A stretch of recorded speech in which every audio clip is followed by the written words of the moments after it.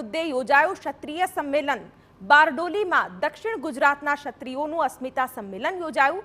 રાહુલ ગાંધીના નિવેદનથી ક્ષત્રિય સમાજમાં રોષ છે। ક્ષત્રિય આગેવાનોએ રાહુલ ગાંધીના નિવેદનને પણ વખોડ્યું। રાહુલ ગાંધીનો આ વાણી વિલાસ ચલાવી લેવામાં નહીં આવે તેમ ક્ષત્રિય આગેવાને કહ્યું।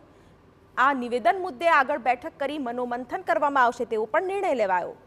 ભરૂચથી વાપી સુધીના મોટી સંખ્યામાં ક્ષત્રિય સમાજના લોકો અહીં હાજર રહ્યા।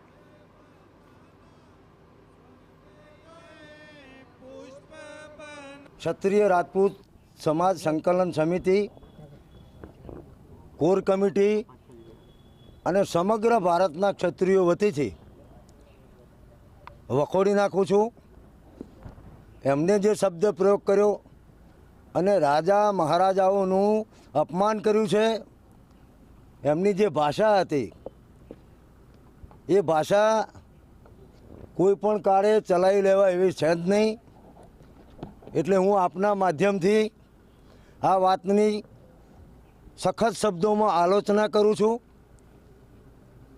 કોંગ્રેસ હોય કે ભાજપ હોય, કોઈ પણ અથવા કોઈ સ્વતંત્ર વ્યક્તિ હોય, એ રાજા મહારાજાઓ હોય, એમના વિશેની વાત હોય, નારી અસ્મિતાની વાત હોય, તો અમે એને કોઈ કાળે ચલાવવા માગતા નથી। તો આ તરફ